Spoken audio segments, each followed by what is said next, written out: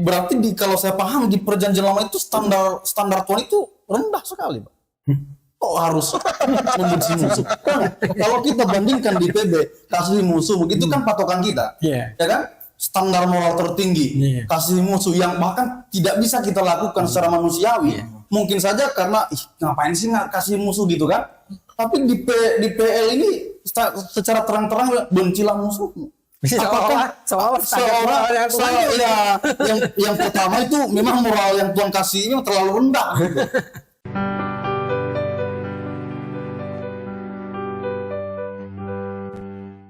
Kembali lagi ketemu dengan saya di sini, Pak Riko Chandra, di podcast Kebenaran. Kita berbincang-bincang tentang topik kekristenan, tetapi berbeda dengan episode-episode yang sebelumnya. Episode yang ke-10 hari ini temanya tentang Alkitab. Kemarin kan kita membahas tentang doktrin keselamatan, tetapi sekarang doktrin Alkitab. Jadi kita akan kupas banyak sekali pertanyaan yang mungkin menjadi misteri dalam benak Anda, atau nanti setelah kita membahas begitu banyak pertanyaan, bisa jadi ini membantu Anda untuk menemukan kebenaran. Jadi masih malam hari ini saya ditemani oleh Pak Yusias. Apa kabar Pak Yus? Puji Tuhan. Masih malam semangat? Ini kabarnya baik. Masih semangat Pak Riko. Puji Tuhan. Di sebelah kanan saya ada Saudara Hilman. Apa kabar Saudara Hilman? Puji Tuhan, kabar saya baik. Puji Tuhan. Dan juga dengan setia menemani kami di sini narasumber kami, Pak Gembala Kurnia. Selamat malam Pak Kurnia. Malam Pak. Apa kabar? Malam. Semangat terus ya. Oke, sebelum kita mulai, kita akan mulai dalam doa.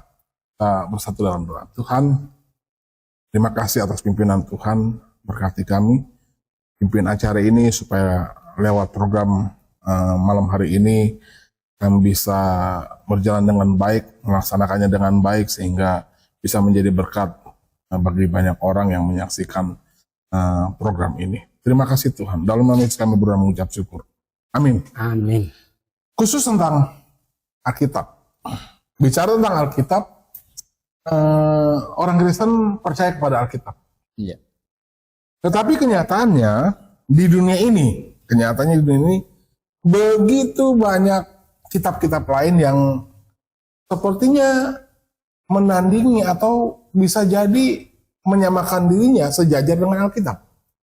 Nah, Maksudnya dinyatakan oleh orang itu sebagai firman Tuhan, macam gitu. iya, betul. Permasalahannya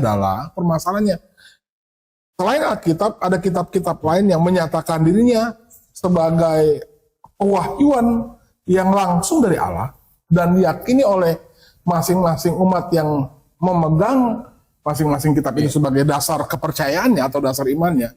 Yang menjadi pertanyaan saya adalah, di antara banyak-banyak kitab ini, bagaimana kita umat manusia, oke kita bilang jangan dulu orang Kristen, bagaimana kita umat manusia di dunia ini bisa menemukan mana di antara banyak kitab tersebut yang benar-benar dari Allah? Nah, itu pertanyaan pertama. Atau mungkin bisa jadi apakah semua kitab-kitab ini juga sebenarnya bersumber dari Allah yang sama? Begitu Pak. Karena gini, ini menurut hemat saya, kalau seandainya kita sebagai manusia selama kita hidup ternyata kita percaya kepada kitab yang salah, ini kan bahaya besar. Gitu loh. Jadi bagaimana kira-kira pandangan Alkitab tentang keberadaan kitab-kitab yang begitu banyak di tengah-tengah dunia ini? Silakan Pak Kurnia. Ya, kalau kita berkata bahwa semuanya kitab-kitab ini adalah firman Tuhan, itu pasti tidak mungkin. Kenapa? Karena kan Allah itu Esa. Karena dia Esa, maka kalau ada berfirman, itu pasti hanya satu. Karena sementara kita lihat di muka bumi ini yang beredar, kitab suci 1, A, B, dan C, dan D ini kan, isinya kan berbeda-beda, Bahkan kontradiksi, Pak ya. bahkan kontradiksi. Jadi tidak mungkin ini berasal dari Allah yang Satu. sama, Allah yang esa, itu tidak mungkin. Jadi tidak mungkin semuanya ini berasal dari Allah pencipta langit dan bumi. Kan begitu. Iya. Tapi kalau misalnya semuanya bukan firman Tuhan, itu juga tidak mungkin. Karena ada Allah. Karena Allah ada. Kan gitu. Jadi hanya ada satu, tidak mungkin semuanya. Dan yang firman Tuhan pasti hanya ada satu. Hanya ada satu dari, mungkin kita bisa bilang ratusan kitab kan gitu. Nah masalahnya bagaimana cara ketemu satu ini dari ratusan kitab itu? Sedangkan banyak Alkitab ini mengklaim bahwa dirinya itu firman dari Allah gitu ya kan. Banyak kitab suci. Nah secara ya kita juga sebagai orang Kristen kita juga melihat bahwa kita juga memegang Alkitab karena memang itu yang sering kita baca gitu kan. Sering kita pakai untuk belajar tentang Allah begitu. Nah mereka juga sama, mereka juga punya firman yang standarnya sama seperti apa yang kita yakini juga. Bahwa mereka diajarkan moral, mereka banyak sekali diajarkan tentang kebaikan. Nah, tentunya kebaikan itu kan berasal dari Allah begitu. Dia berfirman di dalam mungkin saja dia berfirman dalam berbagai macam kitab sehingga umat manusia merasa bahwa ada kedamaian ketika saya belajar tentang kitab-kitab ini. Ya, kalau berfirman di semua kitab pasti tidak mungkin. Karena kan kalau kita jejerkan kan pasti itu berbeda-beda gitu kan. Cerita tentang penciptaan, ya kan, yang di sini satu cerita lain, ini cerita lain, ya kan, nggak mungkin. Masa Allah yang sama, Allah sang pencipta menginformasikannya berbeda-beda? Manusianya jadi bingung, Pak. Itu tidak mungkin. Nah, tetapi gini, cara ketemunya supaya kita bisa memastikan mana ini kitab suci yang dari Allah sang pencipta. Itu kita tinggal mencocokkan kitab suci itu dengan sifat Allah. Berarti kitab suci itu sendiri yang membuktikan dari Allah. Betul. Pak, ya? Jadi kitab suci itu sendiri yang membuktikan dirinya adalah firman Allah. Firman dari sang pencipta itu. Iya. Jadi harus kitab suci itu sendiri. Bukan yang memegang kitab suci menyatakan ini firman Allah, bukan. Ya. Tapi kitab itu sendiri lah yang menyatakan dirinya dari Allah. Ya. Jadi harus kitab yang bersangkutan. Nah, kalau kita bicara Alkitab itu firman Allah, kita harus bisa mengecek di dalam Alkitab bahwa Alkitab ini sesuai dengan sifat-sifat Allah, sang pencipta. Misalnya begini, kita kan tahu bahwa Allah yang sang pencipta langit dan bumi itu kan dia maha suci. Atau maha kudus lah, Pak ya. Maha kudus, maha suci. Karena surga itu kan tempat yang maha suci sih, tidak boleh dosa masuk ke dalamnya, begitu. Jadi kalau pribadi sang pencipta yang maha suci ini, dia menulis kitab suci, maka kitab suci yang ditulis itu pasti mengajarkan standar moral yang paling tinggi, karena kan suci, kudus. Jadi targetnya itu tentang kekudusan itu harus yang paling tinggi. Jadi Alkitab itu mau membuktikan dirinya firman Tuhan, maka Alkitab itu bisa nggak Alkitab ini membuktikan dirinya ini mengajarkan standar moral yang paling tinggi? Dan ternyata Alkitab itu bisa.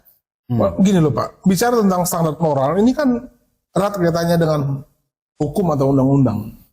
Nah, standar moral yang paling tinggi yang seperti apa yang sebenarnya yang dimaksudkan sesuai dengan sifat Allah?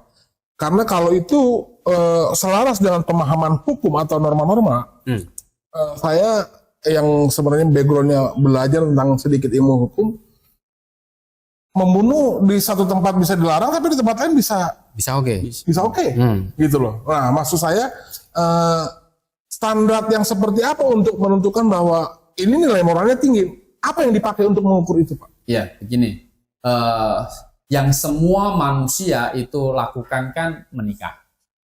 Oke. Ya, semua bangsa kan menikah. Dan itu salah satu perintah dari Allah sendiri. Ya, jadi hukum pernikahan yang kita kenal itu ada monogami. Poliandri. Monogami ini satu laki-laki menikah dengan satu perempuan. Poligami itu satu laki-laki bisa menikah dengan banyak beberapa perempuan. Ya, kalau poliandri itu satu perempuan bisa menikah dengan beberapa laki-laki. Nah, dari monogami, poligami, poliandri, ini kira-kira mana moral yang paling tinggi?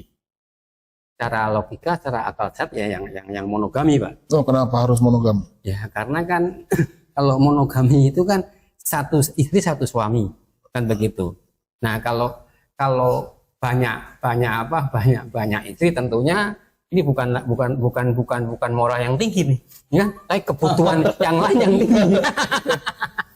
Ya kan, kebutuhan yang lain yang tinggi begitu, Pak. Ya, jelas sebenarnya kalau jujur, Iya, gitu kalau kan. jujur, Pak. Kalau jujur, Kalau mau jujur. kita tanya semua wanita itu tidak mau Dimadu. gitu. Iya benar. Apalagi laki-laki dimadu. Gitu kan, ya poliandri kan satu perempuan bisa menikah dengan beberapa laki-laki kan. Jangankan istrinya, Pak. Coba kalau sudah punya anak, saya ditanya, ya kan, boleh nggak bapak kawin? Oh jangan, Pak.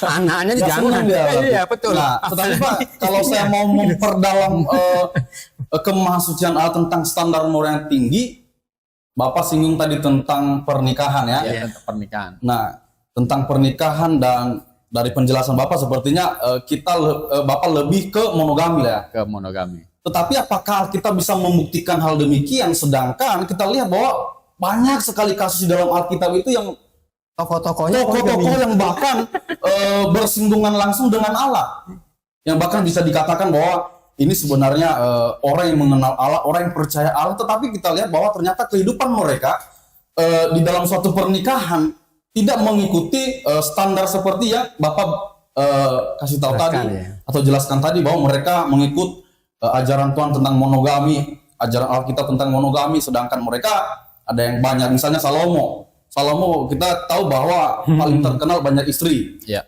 ya kan? Mana istri? Nah itu kan di dalam Alkitab cerita yang memang diuntukkan untuk kita saat ini, bahwa sebenarnya ada orang seperti ini. Nah itu kan ajaran Alkitab. Bisa saja orang akan menyerang kekristenan melalui pribadi-pribadi atau tokoh-tokoh yang ada di dalam Alkitab. Ya. Ya, jadi kita mesti paham begini, Alkitab itu ada perjanjian lama dan perjanjian baru. Di perjanjian lama ini hukumnya belum final. Maksudnya sanksinya, Pak? Begini, kan hukum pernikahan tentang harus monogami di perjanjian lama ini kan belum final. Seperti halnya undang-undang kan bertambah, kan gitu.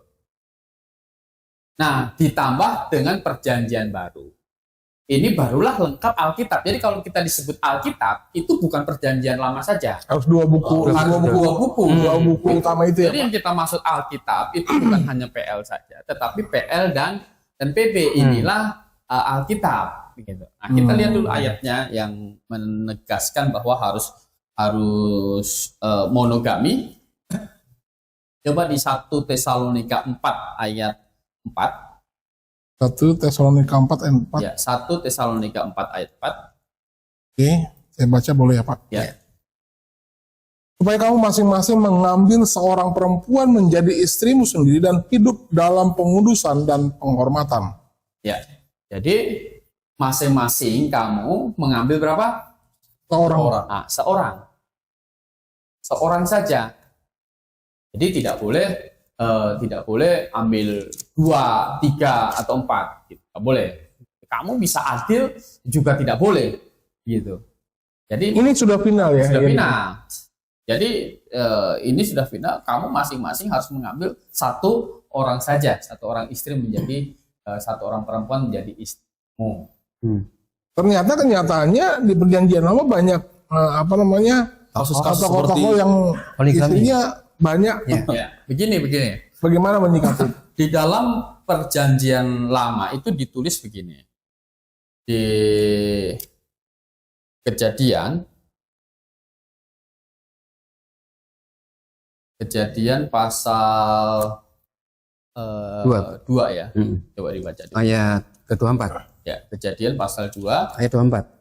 Betul. ya. Sebab itu seorang laki-laki akan meninggalkan ayahnya dan ibunya dan bersatu dengan istrinya sehingga keduanya menjadi satu daging. Ya. Jadi seorang laki-laki akan meninggalkan ayahnya dan ibunya dan bersatu dengan istrinya, kan begitu. Ayat ini belum terlalu jelas tentang harus monogami, gitu. Ya kan? Cuma ini nggak boleh nyeraikan. Iya. Kan gitu. Iya. Laki-laki meninggalkan ayahnya dan ibunya bersatu dengan istrinya. Kan gitu. Nah, istrinya bersatu nih. Kan gitu. Jadi hari ini kalau kita searching di internet begitu, orang Yahudi boleh nggak poligami? Gitu kan. Maka kita akan ketemu ada rabi-rabi bilang boleh. Gitu. Mereka boleh poligami. Apalagi dalam situasi perang. Kalau banyak anak kan banyak tentaranya. Jadi mereka, tapi kalau ditanya orang boleh nggak poligami? Boleh. Tetapi kalau misalnya gini Pak, kalau saya lihat ayat yang tadi kita tahu bahwa itu menjadi jelas tidak boleh poligami. Itu kan dijelaskan oleh Tuhan di dalam perjanjian baru. Tetapi di dalam perjanjian lama tidak ada penjelasan bahwa itu tidak boleh poligami. Kalau kita baca Matius pasal 19, ini ayat paralelnya di ayat 5. Coba dibaca. 5 Dan firman-Nya, sebab itu laki-laki akan meninggalkan ayah dan ibunya dan bersatu dengan istrinya sehingga keduanya itu menjadi satu daging.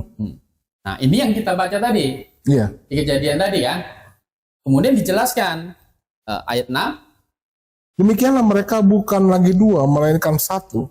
Karena itu apa yang telah dipersatukan Allah tidak boleh diceraikan manusia. Nah, tidak boleh diceraikan manusia. Oh, ayat 5 ini adalah kutipan dari kejadian Ayat pasal 2. 5 itu- 6-nya menjelaskannya. Ayat 6-nya itu dijelaskan. Gitu. Jadi kita mendapat arti bahwa di kejadian tadi adalah memang itu akhirnya tidak boleh diceraikan manusia. Kita sudah bahas perceraian hanya boleh karena ada percinahan. Berarti begini Pak, bisa nggak dipahami seperti ini? Jadi di perjanjian lama itu sebetulnya memang tidak boleh poligami, cuman sanksinya belum ada gitu Pak. Bisa nggak dipahami seperti itu? Sebetulnya di perjanjian lama pun tidak boleh poligami, cuman belum ada sanksinya. Gimana dipahami seperti itu? Karena saya baca di Imamat pasal 18 ayat 18, saya bacakan Pak ya. Imamat 18 ayat 18 bunyi demikian.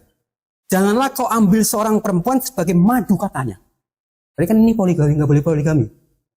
Untuk menyingkapkan auratnya di samping kakaknya selama kakaknya itu masih hidup. Kandung maksudnya Pak. Oh, ini maksud kandung, kakak kandung ya. Jadi jangan kamu ambil adiknya. Oh gitu. Gitu. Itu tidak boleh. Begitu. Jadi poligami dengan yang saudara kandung tidak boleh. Nah, jadi begini. Hukumnya itu memang belum diturunkan. Belum difinalkan. Belum difinalkan. Dari awalnya keinginan Tuhan tidak boleh poligami. Dari awalnya Pak. Keinginan Tuhan. Tetapi belum dituliskan.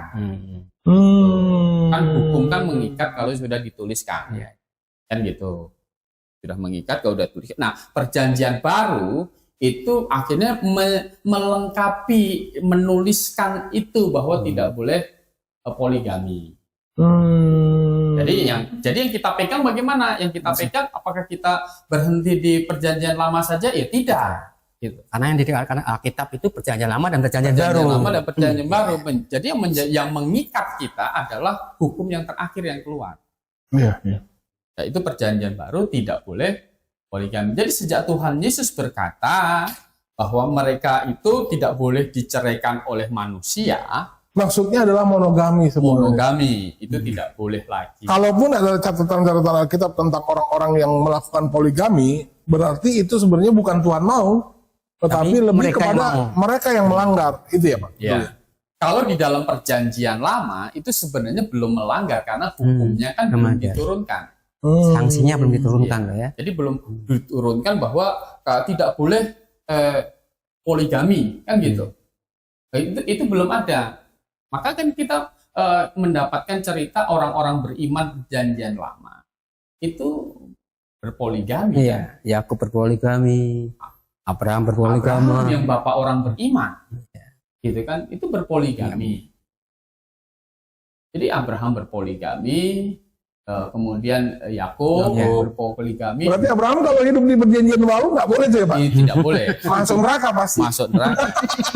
Karena posisi poligami, melakukan poligami sesuai dengan hukum perjanjian baru itu percinahan. Gitu.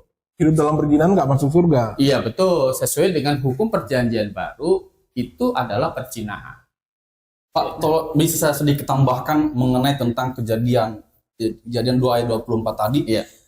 Nah, ini bukan hanya memang secara mungkin kita sebagai orang Kristen mungkin menafsirkan ayat ini sepertinya akan menekankan monogami. Tetapi kalau yang pertama yang saya mau tekankan adalah memang ini kitab suci orang Kristen memang ada 2, PL dan PB. Kalau kita bilang Bukan ada 2, satu tapi ya, ada PL dan PB lah ibaratnya. Nah, tetapi kalau saya lihat di sini itu sebenarnya Tuhan juga memberikan toleransi sebenarnya di zaman perjanjian lama.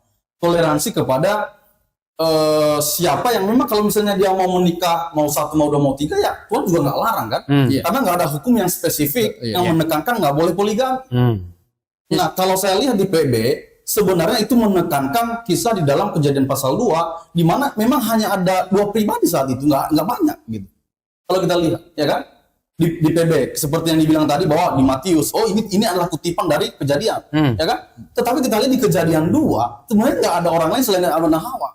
Karena Tuhan menciptakan memang hanya sepasang waktu itu. Tetapi ketika berkembangnya beranak cuculah semuanya jadi banyak begitu kan? Kalau misalnya saya ada nonton di gimana ya di sosial media banyak nonton tentang laki-laki dan wanita itu bedanya itu sangat besar gitu. Wanita itu lebih banyak sebenarnya, ya kan? Saya ada banyak nonton video-video seperti itu. Paham. Ya kan? Maksudnya kalau hukum itu ditetapkan sebenarnya nggak adil karena jumlahnya harus seimbang gitu.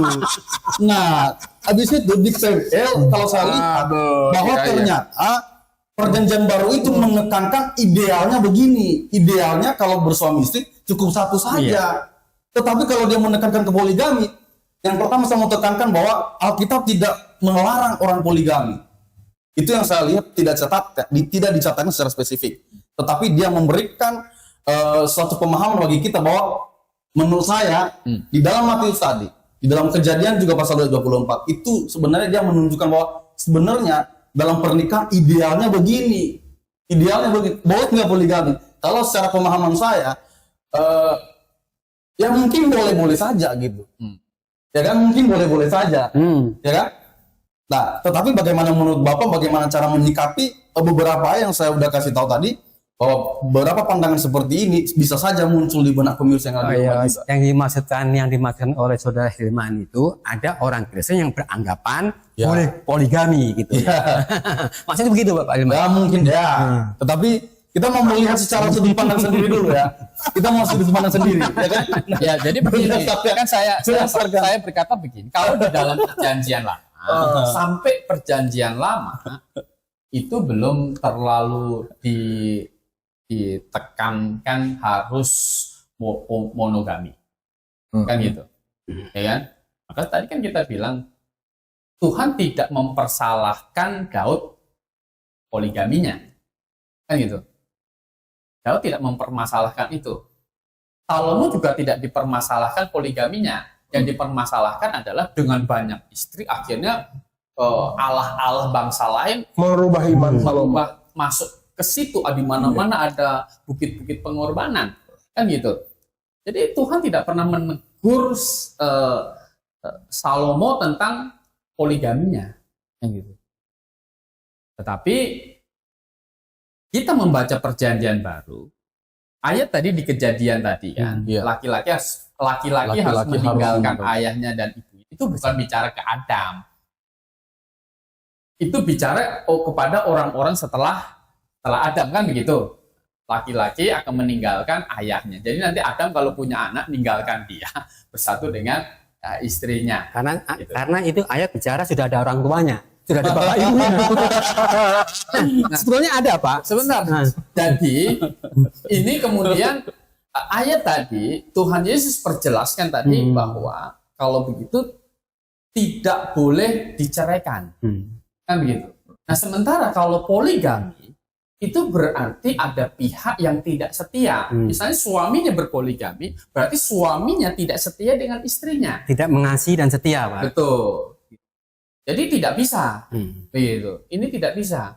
Nah, kemudian tadi kita membaca 1 Tesalonika 4 ayat 4 tadi itu Ambil seorang. saja, harus seorang gitu. Tidak boleh yang lain.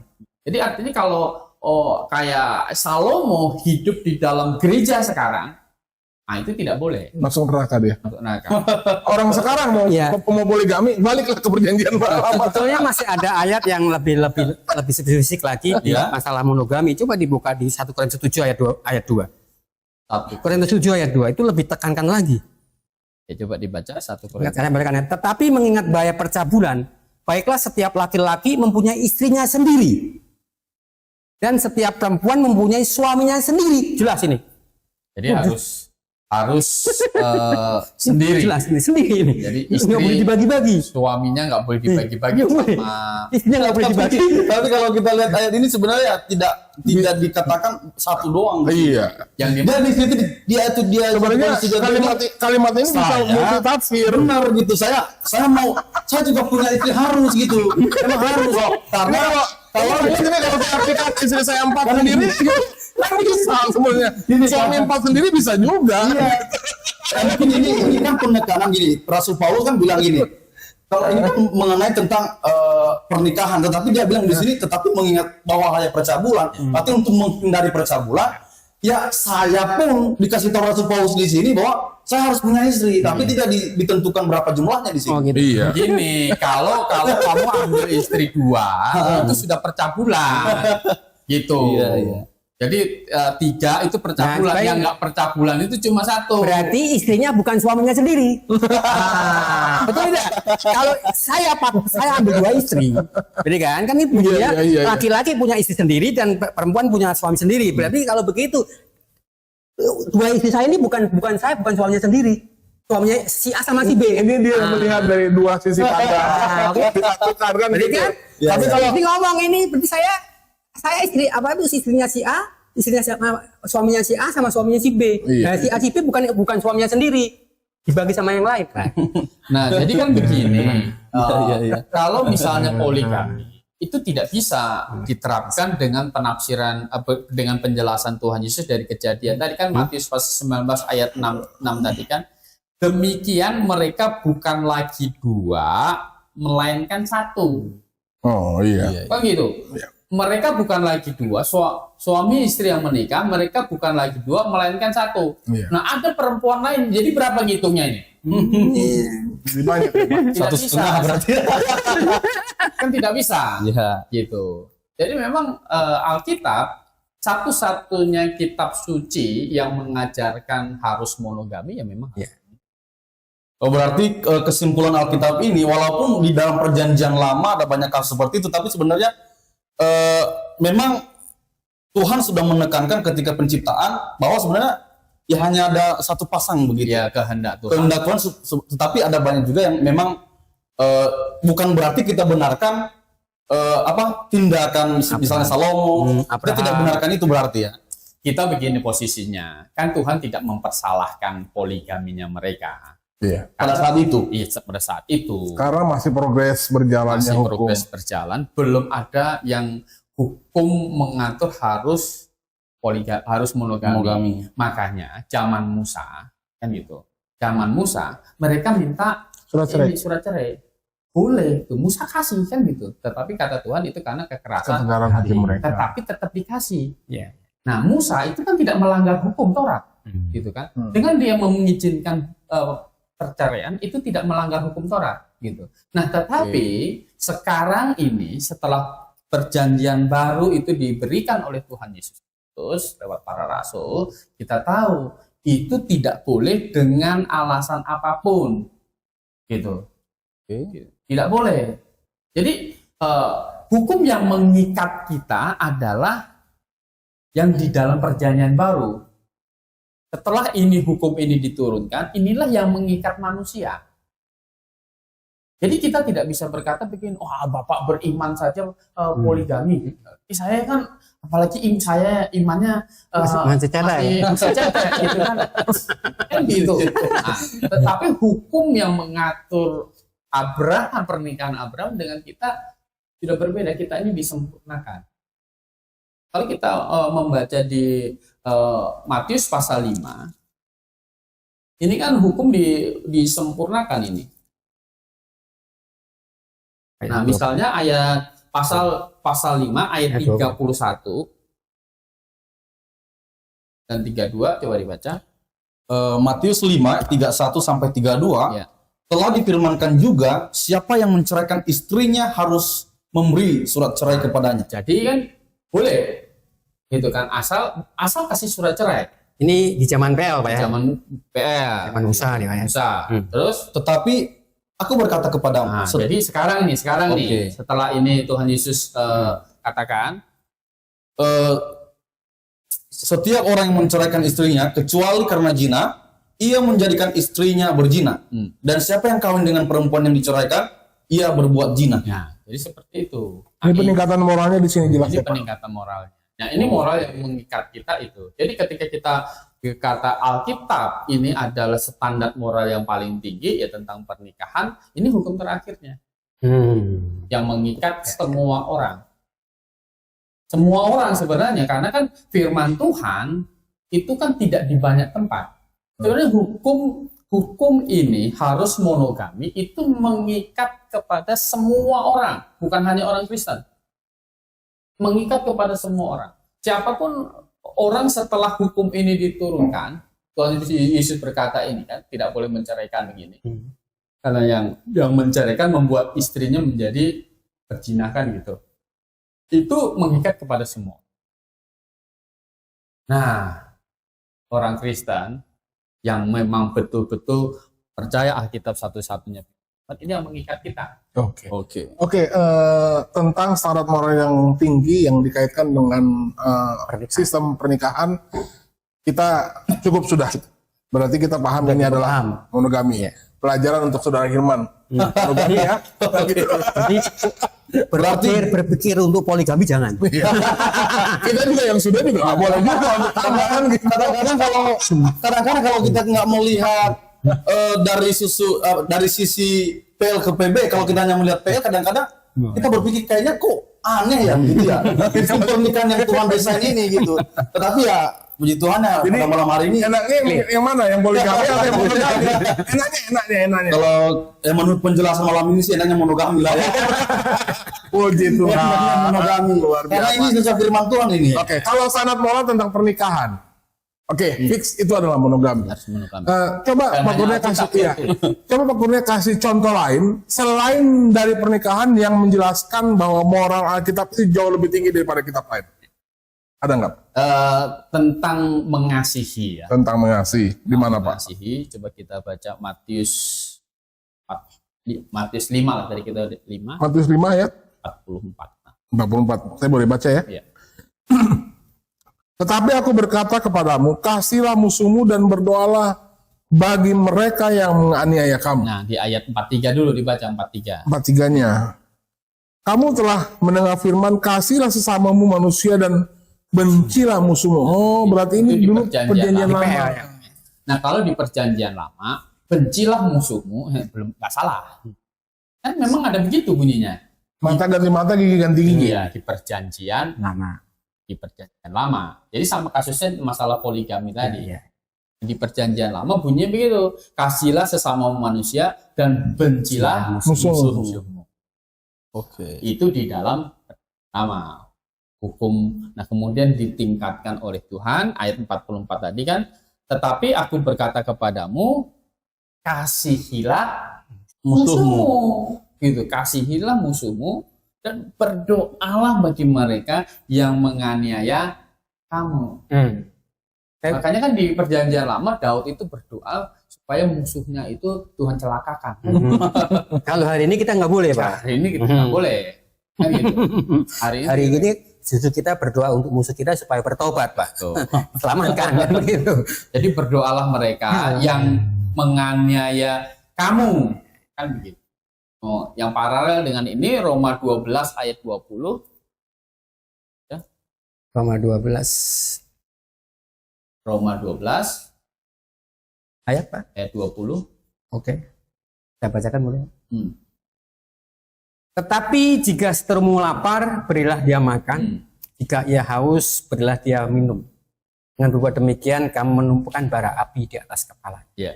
Jadi kalau seterumu lapar, suruh apa katanya? Kasih makan. Kasih makan. Jika haus, Kasih minum. kasih minum. Pertanyaannya apa? Mungkin nggak kita bisa lakukan ini, Pak? Harus Pertanyaannya, bisa. pertanyaannya. Oh. Karena kan sering orang Kristen ini paradok nih, ya kan? Masa ditampar pipi kiri, pipi kanan, nah, sama dengan ini. Masa bisa nggak kita lakukan? Bisa. Bisa kita Bisa. lakukan. Bisa lakukan. Kalau mau Pak ya. Ya, harus karena ini udah hukumnya kan. Ini perintah, Pak ya. Ini perintahnya. Harus lakukan. Harus lakukan. Kalau tidak lakukan dosa. Dosa. Ini hukumnya sudah mengikat kita seperti itu. Makanya Stefanus ketika dirajam dengan batu oleh Saulus, kan gitu.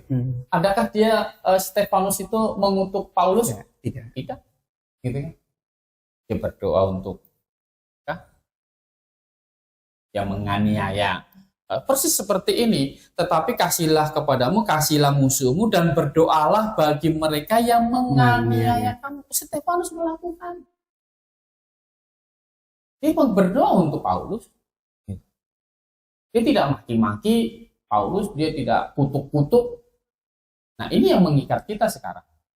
Berarti ini boleh saya katakan bahwa pengajaran Alkitab ini kenapa begitu tinggi? Karena memang standarnya punya Allah, Pak ya. Betul. Tapi saya punya pemikiran lain di ketika kita membaca ayat tadi yang Bapak kasih tahu di dalam Matius tadi. Sepertinya ada berarti kalau saya paham di perjanjian lama itu standar Tuhan itu rendah sekali, Pak. Kok harus membenci musuh? Kan, kalau kita bandingkan di PB kasih musuh begitu kan patokan kita, Iya. ya kan? Standar moral tertinggi, kasih musuh yang bahkan tidak bisa kita lakukan secara manusiawi. Mungkin saja karena ngapain sih nggak kasih musuh gitu kan? Tapi di PL ini secara terang-terang bencilah musuhmu. Apakah seorang ya yang pertama itu memang moral yang Tuhan kasih ini terlalu rendah gitu. Dibandingkan dengan di zamannya perjanjian lama itu sudah tinggi. Gitu. Tapi di PL memang rendah gitu. Orang PL bandingannya orang PL sejaman dengan bangsa-bangsa lain. Gitu kan. Itu sudah tinggi gitu. Dengan kenapa? Itu Tuhan itu membuat waktu masuk ke tanah Kanaan, itu orang Kanaan itu harus disikat habis. Gitu. Karena jahat luar biasa. Jahatnya luar biasa. Gitu. Dibanding sama bangsa-bangsa lain, ini moralnya sudah tinggi ya. Taurat sudah setinggi, Pak ya. Moralnya udah tinggi. Nah, yang sudah tinggi itu dibandingkan dengan waktu itu Tuhan tinggikan lagi nih sekarang. Di masa kita sekarang. Di masa kita sekarang. Ketika Tuhan Yesus memberikan hukum perjanjian baru ini. Jadi yang mengikat kita, yang mengikat semua manusia bukan perjanjian lama. Gitu. Jadi kalau orang Yahudi mau mengikatkan diri dengan hukum perjanjian lama, ya mereka masalah. Tetapi benar dong, Kak, kalau misalnya kita secara penilaian orang zaman sekarang kan, kita kan zaman perjanjian baru katanya menyempurnakan PL. Iyalah. Ya kan? Berarti memang dari sudut kalau misalnya kita memahami dari sudut pandang kita zaman sekarang, sebenarnya memang moral mereka memang rendah. Ya, masih rendah dibandingkan dengan sekarang. Makanya Dibandingkan dengan Tapi bukan berarti dengan jadi Allah moralnya jadi rendah, bukan begitu. Ya mungkin saja kan orang berkata demikian, Pak. Dia pernah mendengar firman. Ya kan? Firman berarti firman bukan lagi dari manusia. kan begini, Tuhan itu dalam memberikan hukumnya itu kan bersifat progres. Seturut dengan perkembangan manusia itu sendiri. Ya, seturut dengan kondisi situasi di zamannya. Kan gitu. Bersifat progresif. Hukum itu juga seperti itu. Hukum di dunia ini kan juga seperti itu. Yes, Pak, ya. Undang-undang dasar kita kan di amandemen juga kan. Iya. Dulu presiden bisa sampai 32 Tahun. tahun. Ya. Gitu kan. Soekarno waktu itu mau seumur hidup. Iya. Kan gitu. Diganti Pak Soeharto 32 tahun. Kemudian kenapa Pak Jokowi kok nggak bisa 3 periode? Kan gitu. Karena kondisinya berbeda. Karena sudah ada undang-undang yang mengatur memang tidak boleh. Bahkan dulu belum ada undang-undang dasar. Atau begini Pak Kurnia, saya paham seperti ini. Karena Allah ini kan sedang menuntun manusia. Betul. Jadi progresif. Progres, sedang menuntun ini. Dan memang watak manusia kan pukul kan dipukul, harus pukul kan begitu. Jadi Allah sedang menuntun. Nah, deadline-nya ya fix-nya di perjanjian baru. Begitu Pak ya? Betul. Kalau dulu gigi ganti gigi nggak masalah. Gitu, nggak masalah. Oke. Jadi bukan berarti standar moralnya Pak di perjanjian lama itu standar moralnya Allah turun, bukan. Karena Allah sedang menuntun. Begitu Pak ya kira-kira. Ya, manusianya yang lagi dituntut Betul. kepada standar yang tinggi. Nah, Tuhan Yesus itu membuktikan bahwa dia adalah penggenapan hukum Taurat. Kan begitu. Dia menggenapi hukum Taurat, tidak meniadakan, menggenapi hukum Taurat. Berarti yang kurang ditambahin, kan gitu. Iya. Nah, hukum Taurat itu kurang, Tuhan Yesus tambahin. Gitu. Kalau dulu suruh benci musuh, sekarang Kasihi musuh. kasihi musuh dan berdoalah untuk yang menganiaya kamu. Kan begitu. Tuhan Yesus sendiri di atas kayu salib mempraktekkan. Ya. Dia berdoa untuk yang menganiaya dia, menyalibkan dia apa? Bapa, ampunilah mereka. Mereka tidak tahu apa yang mereka buat. Jadi hukum Tuhan Yesus itu sebenarnya mau menaikkan karena dia menyempurnakan. Berarti memang progres pewahyuan Alkitab yang semakin lama semakin sempurna bukan berarti menunjukkan ketidak konsistennya pribadi Allah, tetapi lebih kepada mengikuti perkembangan adab manusia. Gitu ya kira-kira. Menuntun manusia. Seperti halnya begini, kalau kita mendidik anak masih kecil, ya kan? Anak masih kecil, di bawah 3 tahun, Suruh patuh. ya kan? Suruh patuh bener. Kita di Sayang dulu. kita cara mendidik Sayang anak dulu, Pak. umur 3 tahun dengan anak umur 15 tahun. Beda Pak. Beda. Sudah progres Pak. Kan gitu. Masa anak 15 tahun kita suapin lagi? Gimana? Gitu kan? Udah nggak bisa. Udah bukan bayi lagi ya tuh. Oh, kalau begitu bapaknya berubah dong. Tidak. Gimana? Dulu waktu kecil 3 tahun saya disuapin. 15 tahun kok nggak mau nyuapin? Bapaknya berubah. 60 tahun berbalik Pak. Oke Pak. Jadi Makin gak konsisten bapaknya. Makin bapaknya yang disuapin. Jadi artinya gini, Allah tidak berubah, tetapi approach Allah kepada manusia itu yang berubah tiap-tiap zaman. Manusia yang justru berubah ya Pak. Manusianya yang. Jadi Allah membedakan penanganannya dengan kepada manusia-manusia di dalam zaman yang berbeda. Jadi maka kita membaginya begini. Dari kejatuhan sampai dari penciptaan sampai kejatuhan itu kan masa kebudayaan. Kemudian dari kejatuhan itu sampai hukum Taurat diturunkan, itu ayah sebagai tiang penopang kebenaran. Sekaligus dia imam atas keluarganya. Nah, kemudian dari sejak hukum Taurat diturunkan, ini kan udah ada bangsa Israel. Udah. Peranan ayah sebagai tiang kebenaran udah digantikan. Digantikan Menjadi oleh bangsa Israel. dengan hukum Taurat sebagai undang-undangnya. Gitu. Tuhan kirim nabi-nabi sampai jadilah Maleaki. Sorry Pak, biar lebih jelas lagi. Tadi Pak Kurnia sebut berulang-ulang tiang penopang dan dasar kebenaran itu artinya apa? Yang penopang dan dasar kebenaran itu yang menjaga kebenaran. Menjaga kebenaran. ini kan harus diestafetkan terus kebenaran tentang bagaimana Allah menyelamatkan manusia dan ketetapan-ketetapan Allah. Ini kan perlu terus diturunkan dari generasi ke generasi. Berarti di abad awal pertama kali ayah lah yang punya tugas untuk menjaga kebenaran. Ayah Oke. yang menjaga. Kemudian kan digantikan dengan bangsa Israel. Kenapa? Karena kan ini manusia sudah tersebar kemana-mana dan Iya. banyak ayah sudah melupakan perintah Tuhan. Maka Allah sengaja panggil Abraham untuk dibentuk menjadi satu bangsa. Ditaruhlah bangsa ini, Abraham ini akan ditaruh di tengah-tengah dunia ini, gitu, Timur Tengah, gitu kan. Jadi tanah Kanaan namanya itu disebut tanah perjanjian untuk Abraham. Jadi itu dijanjikan Abraham. Bangsa Israel di situ, kan gitu. Nah, bangsa Israel di situ. Nah, nanti pemerintahan Mesias itu juga pusatnya di Yerusalem. Pusatnya di situ.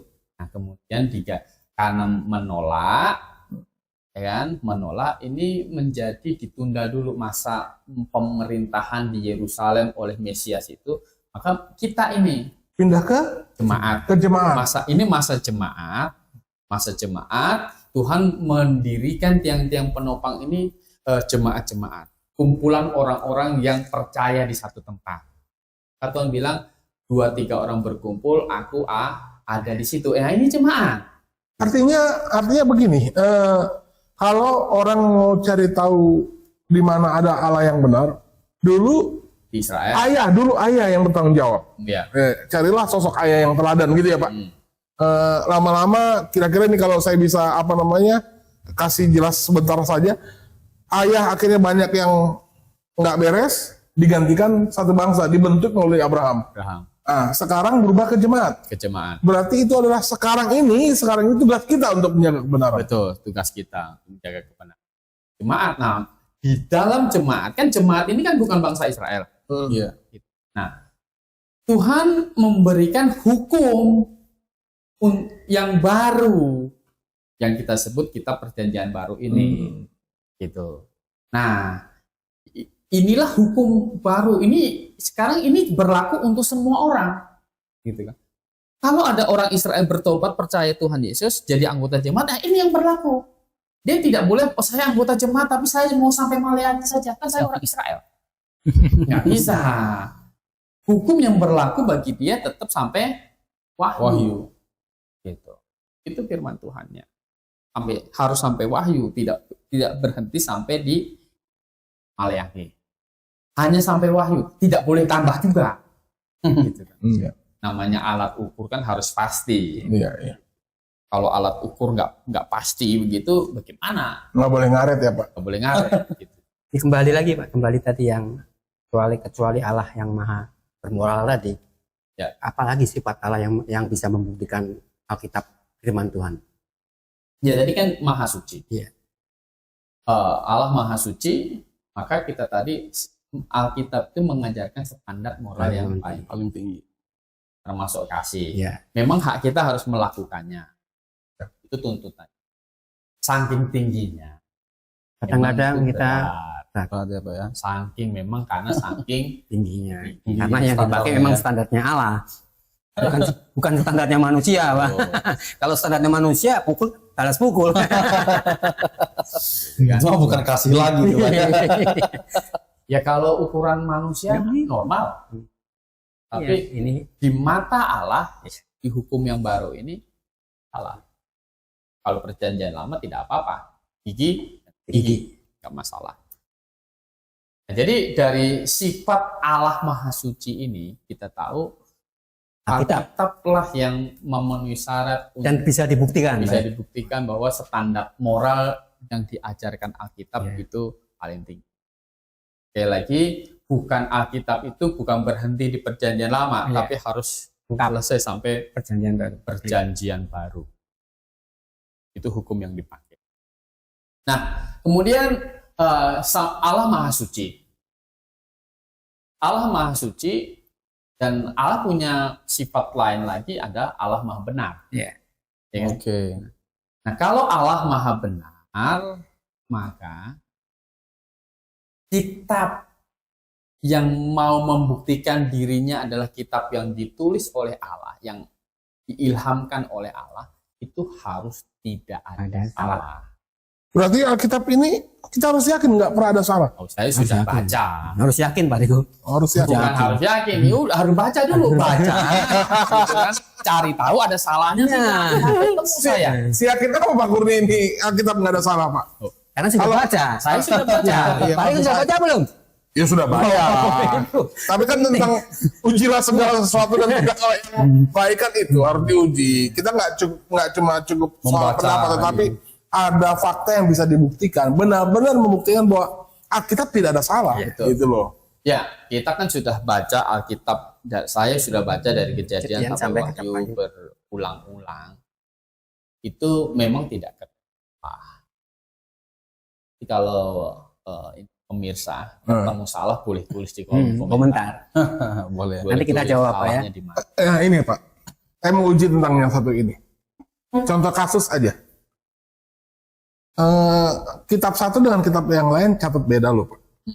Itu tentang apa namanya, tentang waktu kalau nggak salah murid-murid Yesus membawa Yesus ke tengah danau. Itu kan terjadi chaos. Itu di antara kitab Injil, 4 kitab Injil nyatet bunyi kejadian itu beda-beda loh Pak. Kan gitu. Kok bisa beda? Padahal ini kan harusnya Harusnya kan sama. Gitu.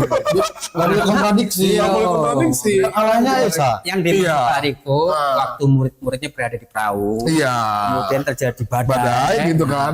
terus mereka kan pada tidur. Heeh. Tuhan Yesus juga tidur, Iya. kan begitu. 4 kitab Iya, Injil itu teriak. beda. Gitu. Teriakan si Petrus beda, Beda. teriakan si Beda. Yohanes beda gitu lah. Padahal kan inspirasinya lah Harusnya sama. Kitab satu gitu. Ya kan ini salah satu bukti Silakan, bahwa silakan Pak Alkitab Kurnia ini beda, menjelaskan. gitu. Sebenarnya malah begini. Heeh. Kita tahu orang yang dianggap kontradiksi, kalau itu dianggap kontradiksi, itu malah justru saling melengkapi. Waduh, kenapa bisa begitu? Ya, karena kan di dalam perahu itu Hmm. paling tidak kan murid Tuhan Yesus kan ada 12 12. orang. Ya. Kalau mereka teriak-teriak semua, pasti kan teriakannya ada masing-masing punya teriak masing-masing kan gitu. Oh, karena situasi chaos Pak ya. Jadi harusnya teriakannya itu ada 12 teriakan. Seharusnya Harusnya gitu ya. Harusnya. tidak Nah, mungkin. mungkin Matius Dengar Itu teriakannya Petrus. catat dia sendiri lah gitu. Dia catat teriakan dia sendiri. Markus yang mencatat Markus kan tidak ada di situ. Oh iya, makanya nggak mencatat catat. teriakannya Petrus. Markus tidak ada. Markus catat Teriakannya Petrus. Nah, kalau Lukas itu kan dia hasil penelitian dia interview gitu. Enggak tahu siapa yang dia interview kan gitu. Justru kalau itu satu suara malah kayak kurang Pak ya. Tidak mungkin. Berarti dia tidak Direncanakan. Enggak, berarti dia tidak sedang menghadapi apa chaos. Berarti nggak natural. Iya, Jadi betul. kondisi lagi mau kapal mau tenggelam, Iya. ada angin, Iya. kemudian Tuhan lagi tidur. Ya naturalnya. Iya, idealnya mereka semuanya pada kaget Pak. Oke, let's say kita bilang oke lah itu karena kejadian.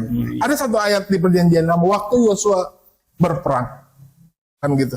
Yosua akhirnya bilang sama matahari matahari diam. Iya. Ya. Kan gitu. Nah, secara teori Berhenti. berhenti kan. Secara teori itu yang apa yang muter bumi kan. Iya. Padahal kalau secara keilmuan sekarang gitu. Bumi yang muter. Enggak disalah ngomong dia. Harusnya dia perintahnya bumi berhenti ya. Harusnya jangan tunjuk ke atas, tunjukin ke bawah. Berhenti. Kenapa matahari berhenti? Ini kan berarti salah ini Pak. Bukan Tuhan yang maha tahu, itu udah melanggar satu sifat Allah loh. Salah dong. Iya. Salah secara ilmu Ilmu alam. ilmu alam Iya. gitu. Salah. Berarti Allah ini kurang nggak maha tahu, itu udah gugur. Secara sains salah. Oh, secara sains salah, iya. Sebenarnya begini, ya kalau pada waktu itu Allah bicara bahwa suruh bumi yang diam, Yosua Pak, misalnya Yosua. Yosua bilang bumi yang diam kan, Orang malah kaget. orang pada kaget. Coba bayangkan kita ini belum tahu siapa mana yang muter, mana yang rotasi, mana yang revolusi begitu ya. Sekarang kita di luar gitu. kira-kira kalau kita berdiri begini, yang jalan yang mana? Kalau kita lihat gitu di bumi ini, Matahari. yang bergerak yang mana? Matahari. Yang bergerak kan matahari. Karena dia Makanya terbit dari timur, tenggelam dari kan begitu. Terbit dari sana. Iya, tenggelam dari sana. Bagi kita, Kita diam. bagi kita yang bergerak kan matahari. Gitu.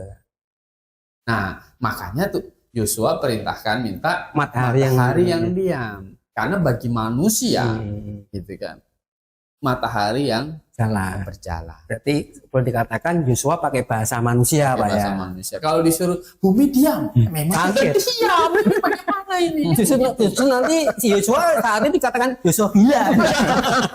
Oke, dia Sudah diam kok disuruh diam. Diam, iya, iya. Iya. Karena pandangan orang kan seperti itu. Ya. Kita akhirnya bisa tahu begini kan karena ada teleskop, ada apa. Nah, tapi bahasa Alkitab itu adalah bahasa supaya manusia itu bisa mengerti. mengerti. Nah, maka ada di dalam Alkitab itu mempersonifikasikan Allah, kan gitu. Bahwa Allah itu maha tahu. Mata Allah dipersonikan, mata Allah ada di mana-mana. Maha hadir. Waduh, mana? Kalau kita nggak ngerti majas begitu, kan berarti kita nginjak mata ini.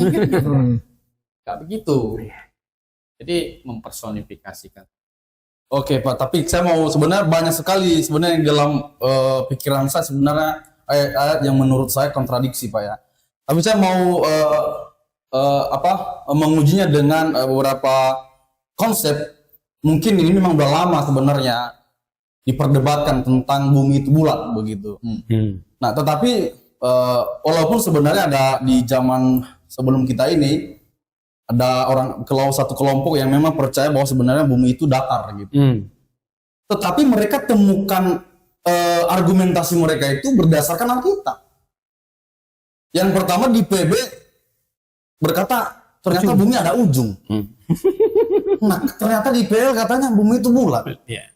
Nah, secara logika mereka mungkin tidak bisa menafsirkan Alkitab, tetapi mereka akan memutarbalikkan itu secara pikiran mereka sendiri. Iya. Berkata bahwa kalau bumi itu bulat, Berarti nggak ada ujung. nggak ada ujung dong. Tapi Alkitab ngomong ada ujung. Tetapi Alkitab sendiri yang seolah-olah membantah bumi itu bulat. Nah, terus bagaimana itu? Ya memang karena begini, karena kekurangan pada masa itulah kita melihat ya. Maka banyak orang pernah berpikir bahwa memang bumi itu kayak meja. Ya, Karena kan ujung. Kalau bulat kan nggak ada ujungnya. Oleh karena itu si Galileo Galilei oleh gereja Katolik waktu itu dianggap bidat.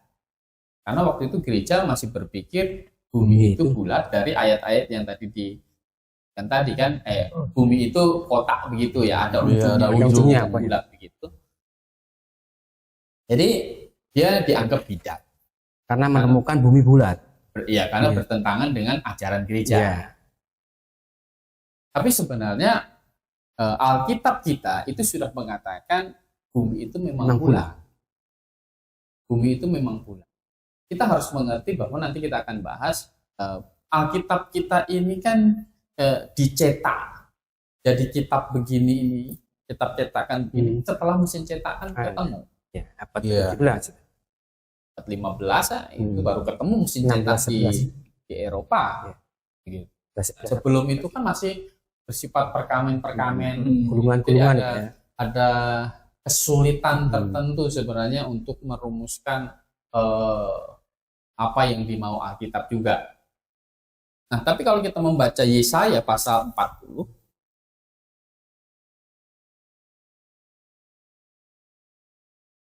ini justru membuktikan Alkitab kita ini memang ditulis oleh Allah yang Maha Benar.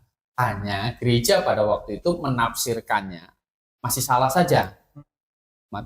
Yesaya pasal 40 ayat 22. Ayat 22 sampai. Satu ayat saja beri baca. Dia yang bertahta di atas bulatan bumi, yang penduduknya seperti belalang. Jadi kalau Galileo Galilei itu kan abad ke-17. Ya. Gitu kan, abad ke-7.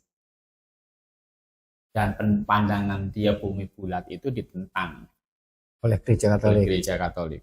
Belum orang umumnya masih berpikir bumi itu kayak kotak ada ujungnya. Padahal pandangan dia itu didasarkan dari penelitian dia tentang ilmu alam ya Pak, Betul. bukan berdasarkan dari Alkitab. Bukan benar dari Alkitab. Jadi kan guru Galileo Galilei ini kan Kopernikus. Ya. Nah, tapi saya tadi itu sudah bilang dia yang bertahta di atas apa? Bulan bumi. Nah, bumi bulat kan begitu. Nah, Yesaya ini kan menulis ini kan 700 tahun sebelum Masehi. Jadi kalau dibandingkan dengan Galileo itu 2000-an tahun lebih selisihnya. Yesaya sudah tahu bumi ini bulat. Walaupun Yesaya tidak punya teleskop begitu. Yesaya juga belum pernah pergi ke bulan gitu, lihat bulat apa tidak gitu enggak. Tetapi Yesaya itu dikasih tahu oleh siapa? Allah yang Maha Benar. Kan gitu. Allah yang Maha Benar yang tidak mungkin salah secara sains. Orang dia yang bikin. Dia yang bikin. Gitu. Jadi dia tidak mungkin salah secara sains. Bukan hanya bulat, Alkitab juga kasih tahu Ayub pasal 26 ayat 7.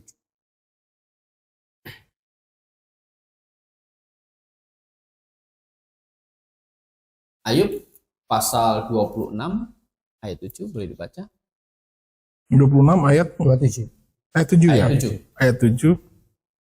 Allah membentangkan utara di atas kekosongan dan menggantungkan bumi pada kehampaan. Ya. Menggantungkan bumi pada kehampaan. Kan gitu. Nah, sekarang kita sudah tahu karena kan sudah banyak Penelitian, ya. Pesawat luar angkasa pergi ke sana dan harus bawa persediaan oksigen dari bumi kan gitu. Karena memang di sana hampa udara kan. Bumi digantung pada ruang hampa itu. Berarti jauh-jauh hari sebelum manusia berhasil keluar dari atmosfer bumi, Alkitab sudah mencatat bahwa di luar dari lapisan atmosfer ada ruang kehampaan. Memang pengetahuan Allah tidak mungkin bertentangan dengan sains. Baik, sepertinya pembicaraan kita tentang tema Alkitab ini begitu menarik, saudara.